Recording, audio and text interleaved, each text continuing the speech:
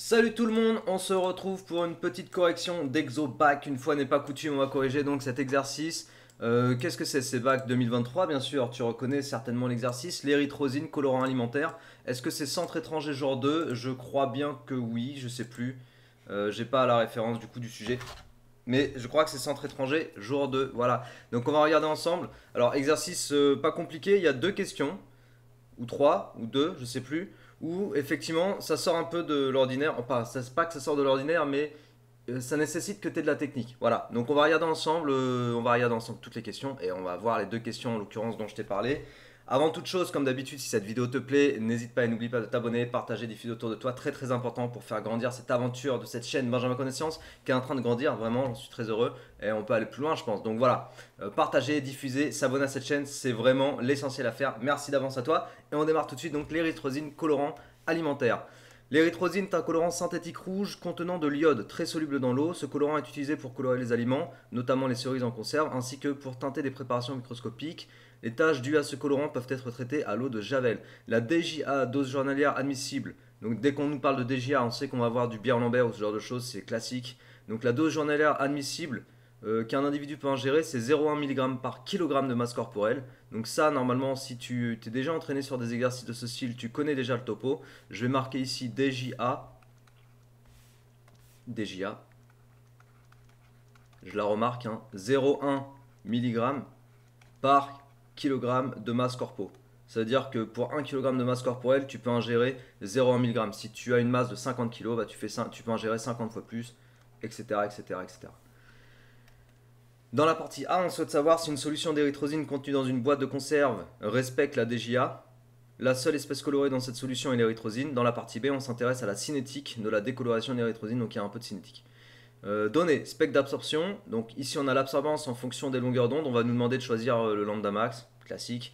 On a plein de données. On a le volume de la solution d'érythrosine extraite de la boîte de conserve, donc 500 ml, on en aura besoin. On a le coefficient d'absorption molaire pour la loi de Beer-Lambert. On a la largeur de cuve, la longueur de cuve traversée. Il nous rappelle la loi de Beer-Lambert. La masse volumique de l'eau de Javel, mais ça, c'est pour la deuxième partie. La masse molaire de l'érythrosine, je crois que ça, c'est pour la première partie. Et les masses de sel et de eau, ça, c'est pour la deuxième partie. On note la concentration en quantité de matière d'érythrosine en solution. Partie A, concentration en érythrosine dans la solution. Proposer une valeur de longueur d'onde lambda m à laquelle régler le spectrophotomètre. Donc on choisit, je ne vais pas tout rédiger parce que le but c'est aussi de te donner des tips mais d'aller un peu vite. Donc on utilise la longueur d'onde qui correspond au maximum d'absorption. Ça c'est ce qu'on écrirait pour rédiger notre question 1. Lambda pour le maxi d'absorption. Et on fait ça en fait pour avoir la meilleure précision possible sur les mesures après d'absorbance. Et donc nous on prendrait lambda m environ égal à 520 nanomètres. Voilà, d'après figure 1. Sur une copie bac vraiment précise l'endroit où tu vas chercher tes informations, histoire de mettre la cerise sur le gâteau, et ça tombe bien parce qu'on parle de cerise. À partir de la loi de Beer-Lambert, montrer que la mesure de l'absorbance de la solution étudiée permet de déterminer la concentration en érythrosine. Ah, ça c'est vraiment easy quoi. Beer-Lambert, la loi de Beer-Lambert, elle nous dit que l'absorbance est proportionnelle à la concentration. Donc je vais noter concentration d'érythrosine, E entre crochets. Il me demande d'utiliser cette notation ici, là. Et donc la concentration de l'érythrosine, c'est l'absorbance divisée par epsilon fois L. Donc si je mesure l'absorbance, je peux déterminer la concentration. Et c'est effectivement ça qui me demande de montrer la question 2. Question 3. Montrer que la concentration en érythrosine est de 5,4 10 mol par litre, sachant que l'absorbance, c'est 0,44. Bon, ça, c'est des points donnés, les amis. Vraiment. Concentration, donc, égale absorbance sur epsilon fois L. L'absorbance, on nous dit 0,44. Non, epsilon, on me dit ici, la valeur, elle est là, 8,2 10 puissance 4. Alors, attention aux unités, litres par mol par centimètre. Et le petit L est en centimètres. Donc, j'ai rien à convertir. Mais regardez toujours les unités, parce que c'est la base des erreurs un peu bêtes. Et de toute façon, c'est une bonne pratique de toujours faire gaffe aux unités qu'on utilise. Unité, chiffre significatif. Là, en l'occurrence, j'ai deux chiffres minimum. Donc, il faudra que. Bah, deux chiffres, deux chiffres, deux chiffres, de toute façon. Résultat à deux chiffres. Calculatrice. 0,44 divisé par 8,2 fois 10 puissance 4 multiplié par 1. Erreur syntaxe.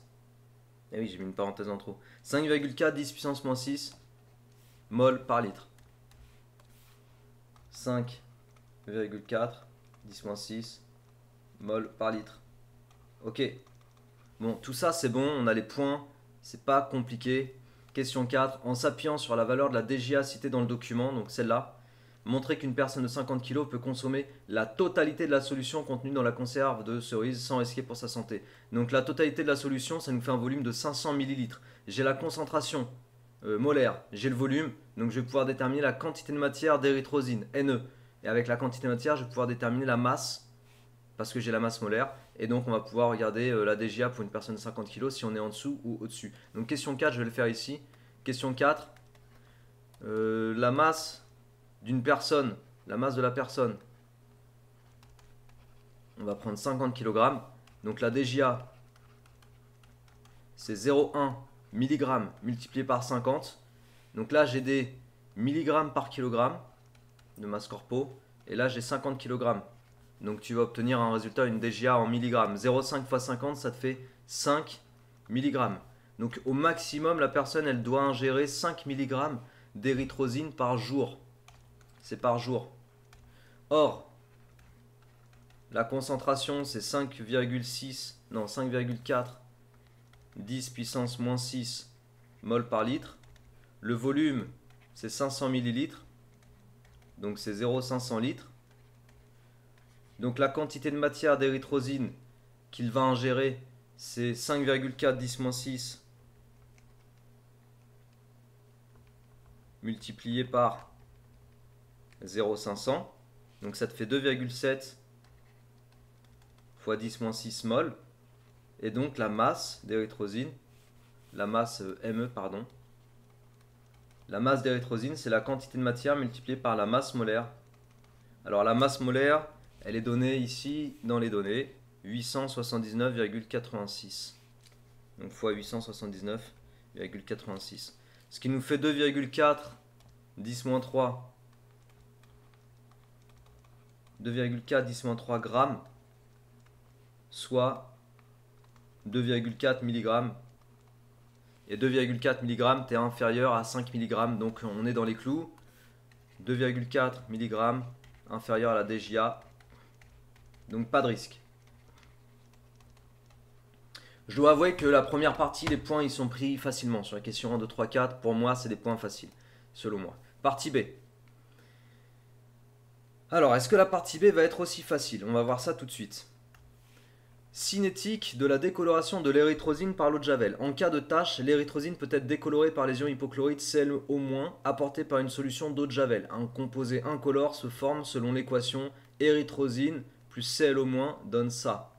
Avec les notations E pour l'érythrosine, P pour le composé formé, on a E plus ClO- donne P. On va conserver équation 1 sous cette forme-là, c'est plus simple. On s'intéresse à la rapidité avec laquelle l'eau de Javel permet d'effacer les taches d'érythrosine dans le cas où l'ion hypochlorite est en excès. Donc en gros, tu as mis à balle d'eau de Javel sur la tâche.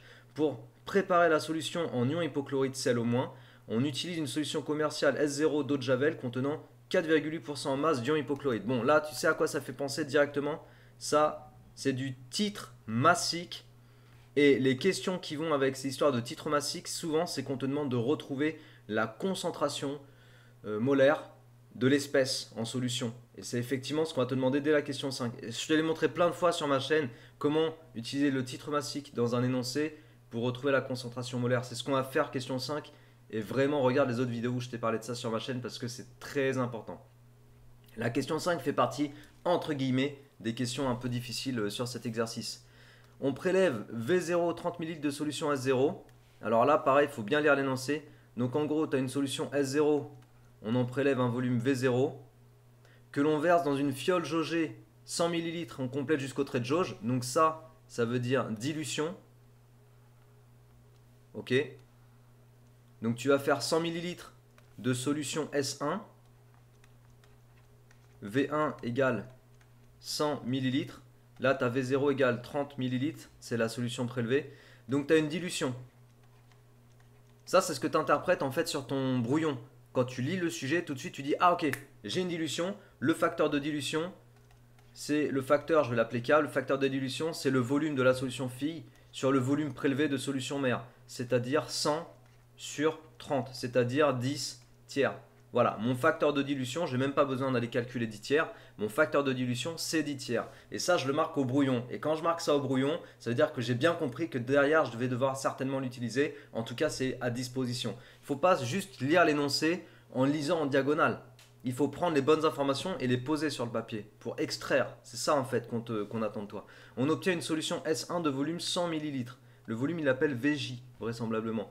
À la date t égale 0, on mélange V1 égale 5 ml de solution S1. Donc tu prends en fait un certain volume de la solution S1 qui a une concentration diluée. Et tu prends un volume de solution d'érythrosine dont la concentration c'est celle déterminée à la question 3. Donc on avait déterminé que la concentration d'érythrosine c'était 5,4 fois 10-6 mol par litre. Ça c'est ce qu'on avait déterminé. Ok ?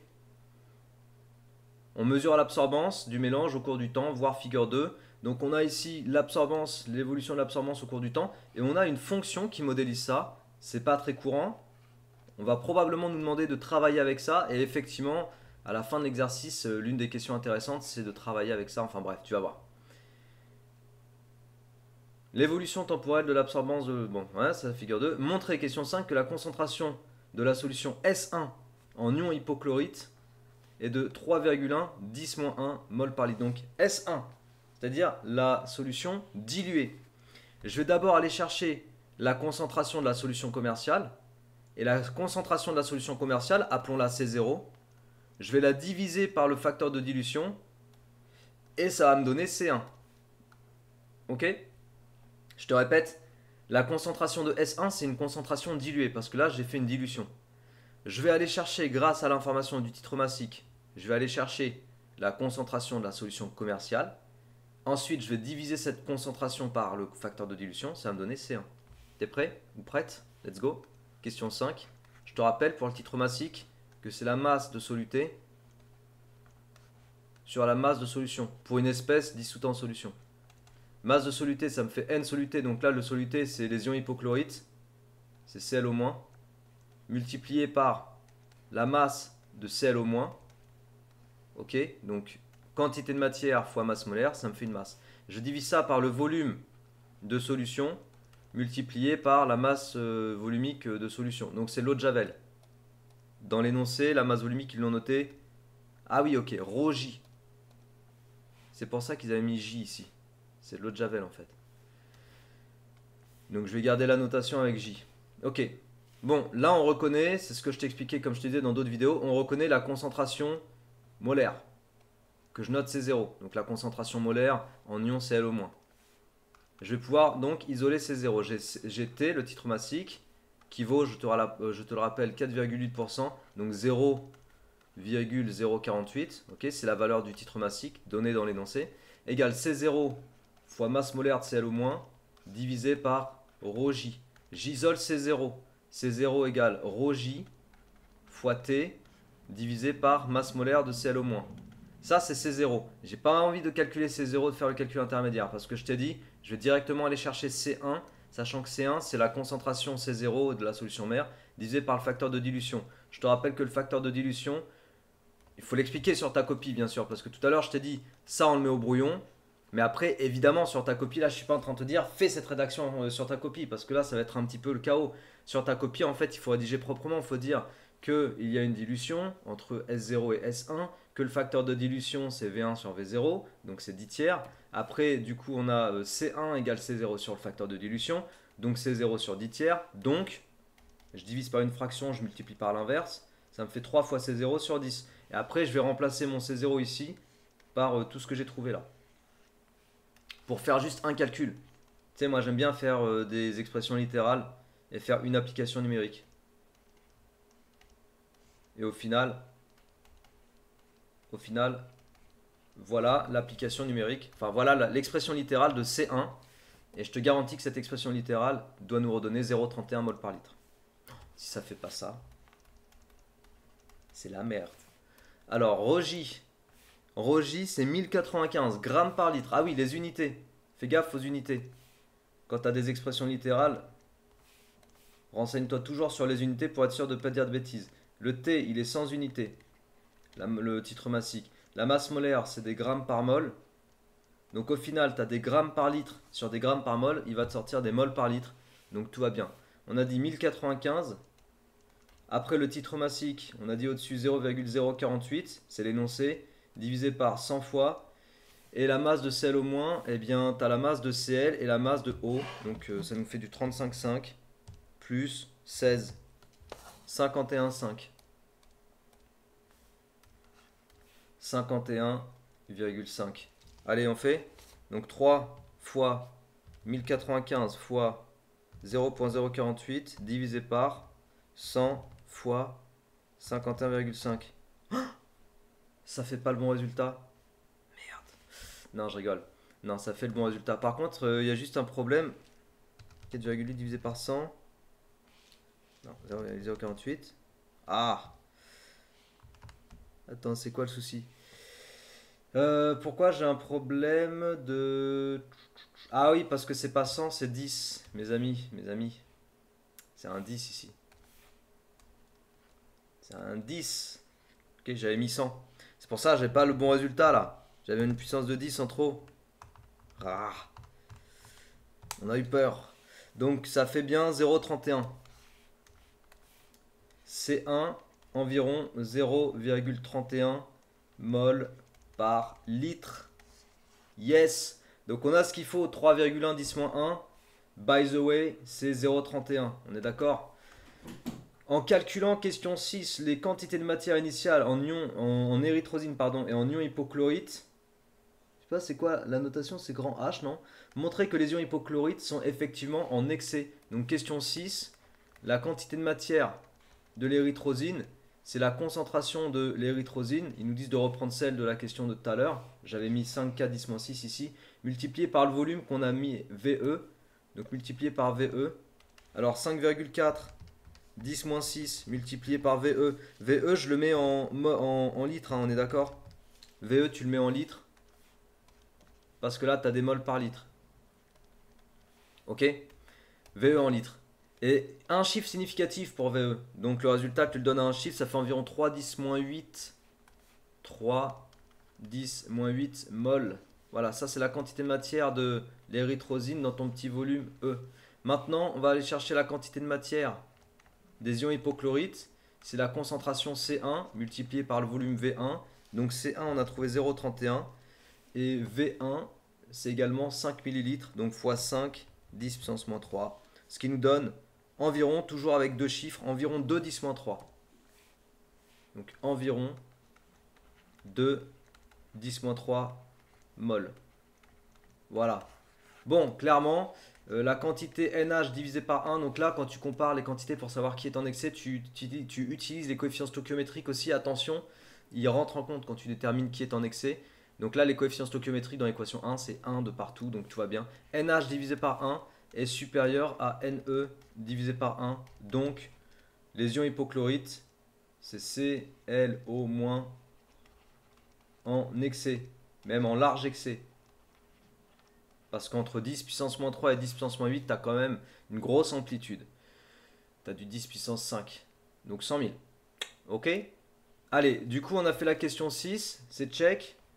Définir, question 7, question 8, on va faire ça ensemble. Définir la vitesse volumique de disparition de l'érythrosine en utilisant E. Question de cours. Et donner l'expression de la vitesse volumique de disparition de l'érythrosine en fonction de la concentration. Dans le cas où on a une loi de vitesse d'ordre 1. Donc question 7, question 8, les amis, c'est du cours. Question 7, on te demande de dire que V disp de l'érythrosine, c'est égal à moins dérivé de la concentration de l'érythrosine par rapport au temps. C'est le cours. Question 8, on te demande de dire que V disp est proportionnel à la concentration de l'érythrosine. C'est du cours aussi, pour une loi de vitesse d'ordre 1. Donc question 7, question 8, je ne m'attarde pas, c'est vraiment deux questions de cours. Ensuite, on te rappelle qu'on a accès à une équation différentielle de ce style quand on a une loi de vitesse d'ordre 1, que les solutions s'écrivent comme ça, on va en avoir besoin. Hop. Ensuite, on te rappelle quelques propriétés sur le logarithme népérien, et on va passer sur la question 9. Voilà. Montrer que le temps de demi-réaction, T1,5, pour une loi de vitesse d'ordre 1 est donné par cette relation. Donc ici, c'est quelque chose que j'ai déjà fait dans une vidéo ou deux peut-être. Je crois qu'il y en a au moins une dans la playlist cinétique chimique. sur ma chaîne, AT1,5, donc je le refais rapidement, mais vraiment c'est facile quoi. AT1,5, la concentration de l'érythrosine, c'est la concentration initiale divisée par 2. La concentration AT1,5, on reprend... Attends, ça va me saouler. Ça va me saouler. Voilà, il me faut le sujet juste avant. Donc on reprend en fait la concentration de l'érythrosine à chaque instant pour une loi de vitesse d'ordre 1, E0 exponentielle moins kT. Donc E de 0, concentration initiale exponentielle moins k fois t, c'est égal à concentration initiale divisé par 2. Tu simplifies par E0. Il te reste exponentielle moins k fois t égale 1,5. Ensuite, tu prends le logarithme népérien des deux côtés. Donc ln de tout ça égale ln de 1,5. Ensuite, tu te souviens que ln de 1,5, c'est ln de 1 moins ln de 2. Et que ln de 1, c'est 0. Donc là, ça va te laisser un moins ln de 2 à droite. ln de exponentiel truc, ça fait truc. Donc on a moins k fois t. Pardon, c'est t1,5 depuis tout à l'heure ici. Parce qu'on travaille à t1,5. On est à la date t1,5. Donc partout, là, le temps qui apparaît, c'est t1,5. Donc moins k fois t1,5 égale moins ln de 2. Du coup, tu as bien t1,5 égale moins ln de 2 sur moins k. Ce qui nous donne ln de 2 sur k. C'est QFD. Donc on a la relation entre t1,5 et k. Celle-là, c'est démontré. Ensuite, montrer, je crois que la question 10, c'est l'une des plus intéressantes. La question 11, c'est rapide. Montrer en utilisant le résultat de la question 2. Alors la question 2, c'était quoi? La question 2, c'était loi de Beer-Lambert. Ok, le fait d'avoir la loi de Beer-Lambert. Montrer en utilisant la loi de Beer-Lambert que si la décoloration de l'érythrosine suit une loi de vitesse d'ordre 1, alors l'évolution de l'absorbance en fonction du temps est une exponentielle. Ok, alors ça, c'est une question qui peut sortir de l'ordinaire, mais vraiment, quand on maîtrise ces gammes, eh ben, on a des outils et du coup on sait quoi faire. On part de la loi de Beer-Lambert. La loi de Beer-Lambert, c'est de dire que A égale epsilon fois L fois la concentration de l'érythrosine. Ça, c'est la première chose, premier point. Or, deuxième point, la concentration de l'érythrosine, c'est la concentration initiale fois exponentielle moins k fois t pour loi vitesse ordre 1. Donc, si tu mixes les deux relations, tu vas remplacer ça par ça. Et tu vas obtenir quoi? Tu vas obtenir que A égale epsilon fois L fois E0 fois exponentielle moins K fois T. Eh bien, cette expression, les amis, ça caractérise bien le fait que l'absorbance est une fonction exponentielle. C'est ce qu'ils disent, hein. Vérifier que l'évolution de l'absorbance en fonction du temps, donc A égale f de t, est une exponentielle. J'ai tout effacé. Ça va. Donc là, A égale f de t. On a bien A égale f de t, qui est bien une fonction de type exponentielle. Expo. D'accord? C'est tout. C'est tout ce qu'on demande. Oui, ça sort un peu de l'ordinaire, mais ça va, ça reste gérable. Question 10, check. Question 11, déterminer la valeur de T1,5 en indiquant la méthode utilisée, conclure sur la rapidité de l'action de l'eau de Javel sur l'érythrosine. Alors ici on a donné une relation entre T1,5 et K. Ce serait cool de pouvoir déterminer K. Et là on a une information qu'on n'a pas utilisée. A égale 0,215 exponentielle moins 0,036 T. Donc je vais l'écrire ça. A, donc on est sur la question 11. A égale 0,215 exponentielle moins 0,0036 T. Qu'est-ce qu'on en fait de ça? C'est la figure... C'est la figure 2. Alors, qu'est-ce qu'on fait de ça? Très belle encadrée. On a une relation théorique là qu'on vient d'établir et on a une relation modélisée qui est donnée dans la figure 2, dans le document. Bah, je sais pas, par exemple, on pourrait identifier que ça égale ça. Le coefficient devant l'exponentielle, c'est 0,215. Et surtout, on pourrait identifier que K égale 0,0036. Par identification. Bon, j'espère on arrive sur la fin de cette vidéo. J'espère que ça t'a plu, hein, cette petite correction là. En impro, je comptais pas la faire, mais voilà, je me suis dit allez. Parce que j'ai fait l'exercice avec un élève et je me suis dit bon, ça peut être cool de présenter au plus grand nombre. Il y a des petites questions intéressantes. Donc K égale 0,036. Si ça t'a plu, encore une fois, je t'invite à partager, diffuser et à t'abonner à cette chaîne. Très très important. Merci d'avance. Donc on a K égale 0,0036 et à partir de là, on a T1,5. T1,5 qui va être égal à ln de 2 sur K. On fait le calcul. Alors, dernière subtilité, regarde. dernière subtilité à dire. Tu vois, le temps ici en abscisse, il est en secondes. Le temps là, il est en secondes. Ça veut dire, dans l'exponentielle, le coefficient, qui est le coefficient k en fait, k fois t, ça doit faire du sens unité. Donc, si t est en secondes, alors k doit être en seconde moins 1.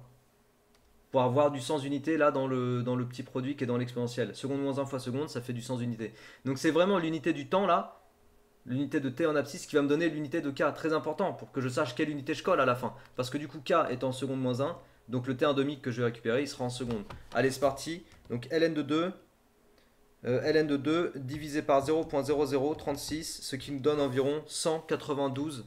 192. Alors 1,925 fois 10 puissance 2 secondes.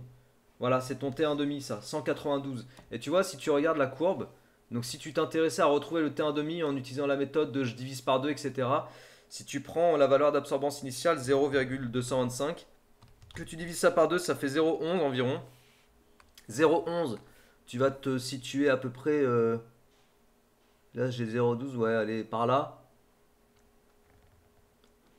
Voilà, tu vois, ça nous donnerait en fait une valeur un petit peu en dessous de 200. Donc en fait, c'est compatible avec le 192 secondes qu'on vient de trouver. Allez, voilà, c'est tout pour cette correction. J'espère que tu as appris des choses, j'espère que ça te booste et que ça te motive pour les épreuves du bac qui approchent. Je tourne cette vidéo à 2-3 jours de bac métropole 2023. Voilà, on est vendredi. Les épreuves de physique, chimie et de maths, c'est lundi qui vient, donc on est à 3 jours. Donc voilà, si ça te motive, toi qui t'apprêtes à passer ton bac, tant mieux. Si ça te permet de bien réviser, toi qui t'apprêtes à passer un contrôle sur ces thèmes-là, tant mieux aussi. Si cette vidéo t'a plu, partage, diffuse, n'oublie pas de t'abonner à cette chaîne. Moi je te dis à très bientôt, travaille bien, motive-toi bien. Ciao!